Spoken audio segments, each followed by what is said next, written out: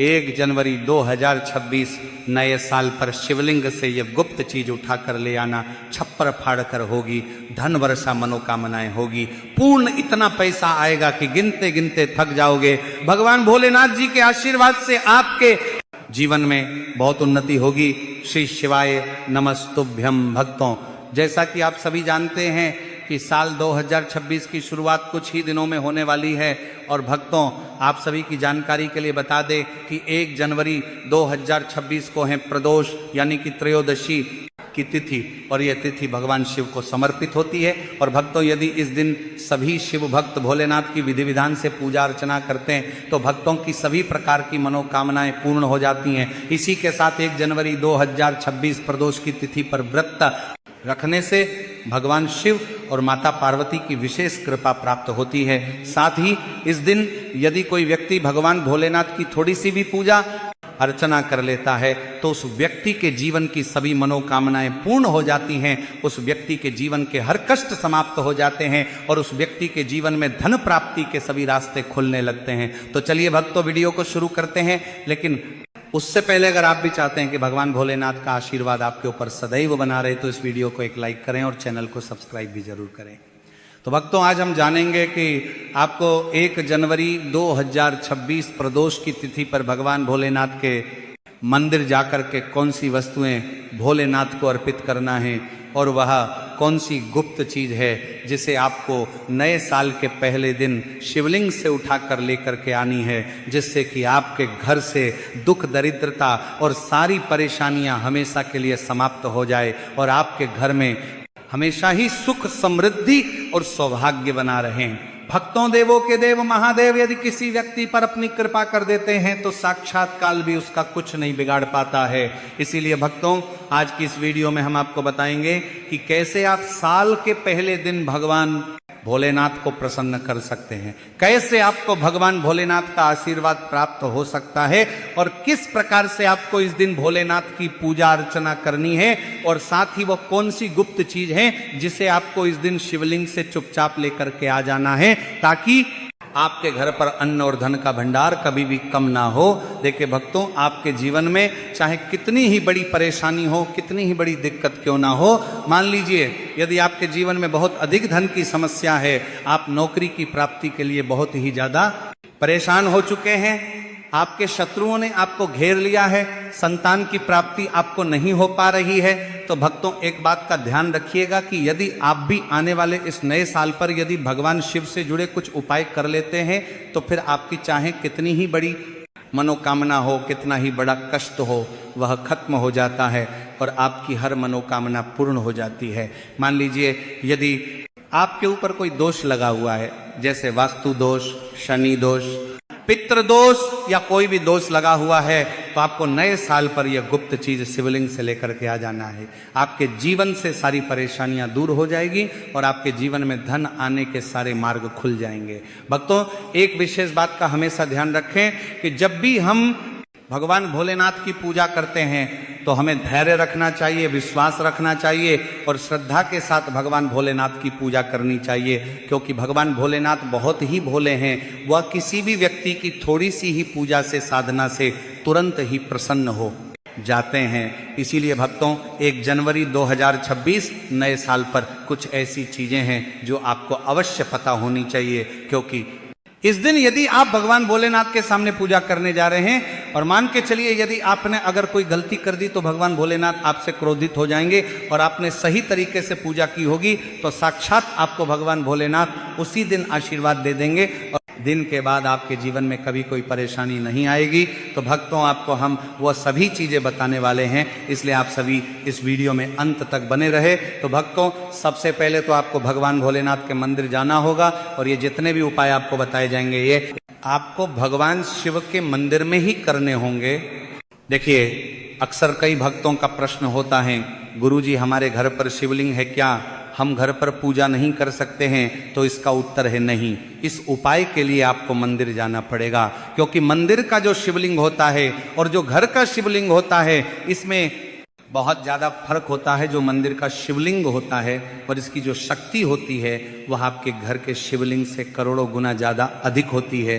इसमें ऐसी सकारात्मक ऊर्जा होती है जिसके सामने अगर आप थोड़ी सी पूजा करते हैं तो तुरंत ही उसका फल आपको मिलता है और आपके जीवन की हर परेशानी चली जाती है। तो आपको जितने भी आज उपाय बताए जा रहे हैं आपके जीवन की परेशानी को खत्म करने के लिए, आपकी मनोकामना पूर्ति के लिए, तो इन उपायों के लिए तो आपको मंदिर जाना पड़ेगा। और नए साल के पहले दिन प्रदोष की तिथि भी पड़ रही है, तो ये दिन ऐसा है, इस दिन अगर आप मंदिर जाकर के भगवान भोलेनाथ की पूजा आराधना कर रहे हैं तो मान के चलिए भक्तों, आपके जीवन में कभी कष्ट आ ही नहीं सकता। पूरे साल आपके घर पर अन्न धन का भंडार भरा रहेगा। तो आपको क्या लेकर जाना है वो आपको नोट कर लेना है, क्योंकि भक्तों अगर आपने एक भी गलती कर दी तो आपकी पूजा संपन्न नहीं मानी जाएगी। तो भक्तों, सबसे पहली जो वस्तु है जो कि आपको शिव मंदिर लेकर के जाना है वो है एक लोटा जल। अब भक्तों, यहाँ पर कई लोगों का प्रश्न रहता है कि गुरुजी जल जो है वो तो शिवालय में भी मिल जाता है, शिव मंदिर में मिल जाता है, तो क्या जल मंदिर से ले सकते हैं? तो इसका जवाब है नहीं। आपको ये जो जल है इसे अपने घर के रसोई घर से ही लेकर के जाना है।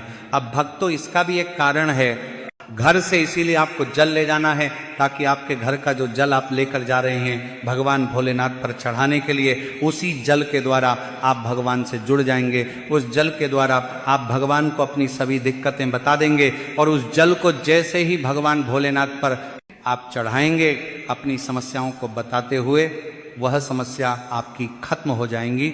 इसलिए घर से ही आपको एक लोटा जल लेकर के जाना है।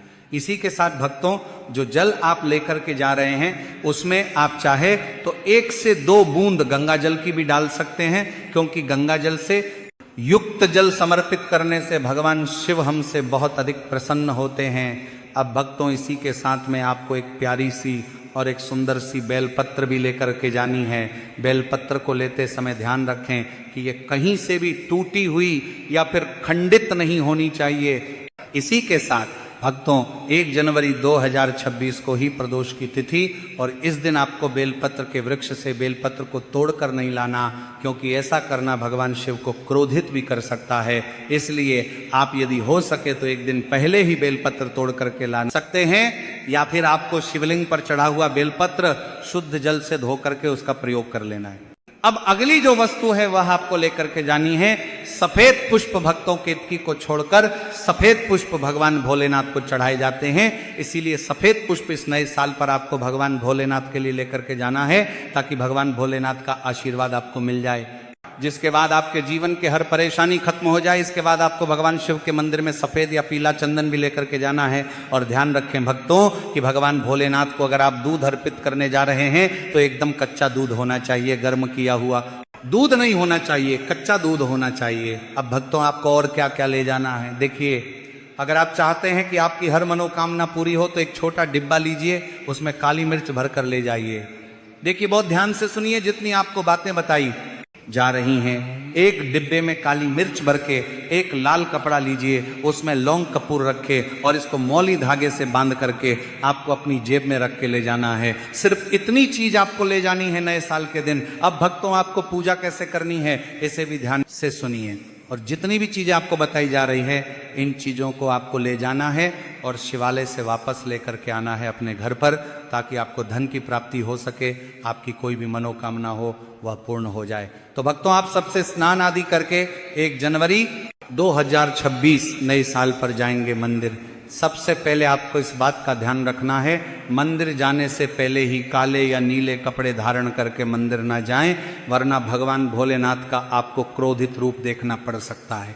अब सबसे पहले आपको भगवान शिव के शिवलिंग पर एक धारा से जल समर्पित करते जाना है और आपको मन ही मन श्री शिवाय नमस्तुभ्यम या ओम नमः शिवाय इस मंत्र का जाप करते रहना है। अब भक्तों, इसके बाद आपको भगवान शिव के शिवलिंग पर चंदन लगाना है।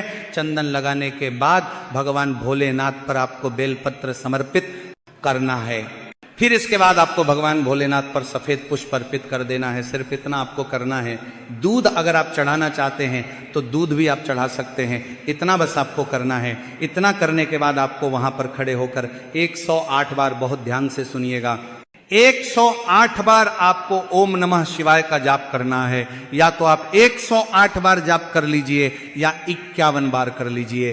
अब आपको क्या करना है, एक डिब्बा जो काली मिर्च का आप ले गए थे, उस काली मिर्च के डिब्बे को आपको शिवलिंग पर जो जलहरी होती है, जहां से जल बह करके नीचे गिरता है इस जलहरी के, वहां पर आपको जो काली मिर्च लेकर के गए थे, उस काली मिर्च को आपको स्पर्श करना है। कहाँ, शिवलिंग पर जहाँ से जल नीचे गिरता है उस स्थान पर। और ये काली मिर्च आपको अपने पास वापस रख लेना है। अब जो आप लाल पोटली ले गए हैं बंद करके लौंग और कपूर की, इसको भी आपको छुआना है शिवलिंग की जलहरी के वहां पर, और इसे भी आपको वापस रख लेना है। अब आपको क्या करना है, जिस लोटे में पानी ले गए थे या जिस लोटे में भी आप दूध ले गए थे, उसमें आपको क्या करना है, देखिए आप सभी को पता है कि जब भी हम शिवलिंग पर जल अर्पित करते हैं तो वह शिवलिंग से होकर के जलधारी की ओर बह करके आता है और नीचे गिरता है। तो जहां से भी वह जल नीचे गिरता है वहां आपको अपना यह लोटा रखना है और इस लोटे में आपको कुछ जल वापस झेल लेना है। भक्तों ध्यान रखिएगा, जो आप लोटे में जल भर कर ले गए हैं वह जल आपको वापस बचाना नहीं है, वह तो पूरा आपको भगवान भोलेनाथ को अर्पित कर देना है। अब भक्तों आपका सवाल रहेगा कि कई लोग शिवलिंग पर जल चढ़ा रहे हैं, तो इस बात की आप चिंता ना करें, क्योंकि भगवान भोलेनाथ के शिवलिंग पर जब भी जल चढ़ाया जाता है तो वह अमृत बन जाता है। कहा जाता है कई देवी देवता शिवलिंग के पास अदृश्य रूप में खड़े होते हैं ताकि शिवलिंग से गिर रहा जल वह धारण कर सके। इतना पवित्र होता है शिवलिंग से गिरता हुआ जल।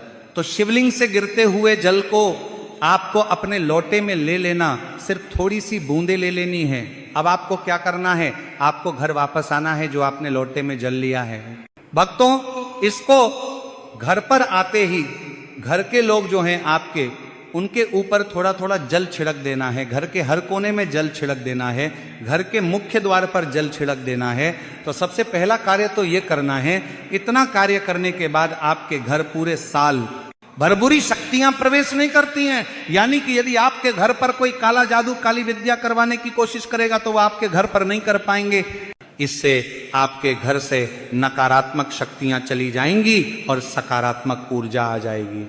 अब भक्तों जो आप काली मिर्च को भगवान भोलेनाथ जी के शिवलिंग से छुआ कर लाए थे, इसको पूजा घर में रखें। ये जो काली मिर्च का डब्बा है आपके पास, इसे कभी भी आप किसी शुभ कार्य के लिए निकले, जैसे कि मान लीजिए आप बिजनेस मीटिंग के लिए जा रहे हैं, नौकरी की प्राप्ति के लिए जा रहे हैं, काली मिर्च घर के मुख्य द्वार से पहले रख के उसको कुचलते हुए निकलिए। ऐसा करने से आपको आपके काम में जो भी बाधा आने वाली होंगी वो बाधाएं भगवान भोलेनाथ के आशीर्वाद से अपने आप है हट जाएंगी और आप जिस कार्य के लिए भी जाएंगे उस कार्य में आपको सफलता मिलेगी और आपको भगवान भोलेनाथ का साक्षात आशीर्वाद मिलेगा नए साल और प्रदोष के दिन, और आपके जीवन से हर परेशानी चली जाएगी।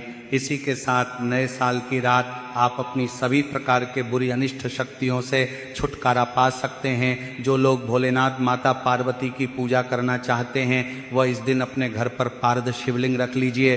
तो सबसे पहले तो आपको अपने घर पर रखे शिवलिंग का पूजन करना है, फिर गुड़ से युक्त जल हुआ पंचामृत हुआ, इससे आप इस दिन भोलेनाथ का अभिषेक कीजिए। दूध दही घी शहद शक्कर पंचामृत बना करके अभिषेक कीजिए।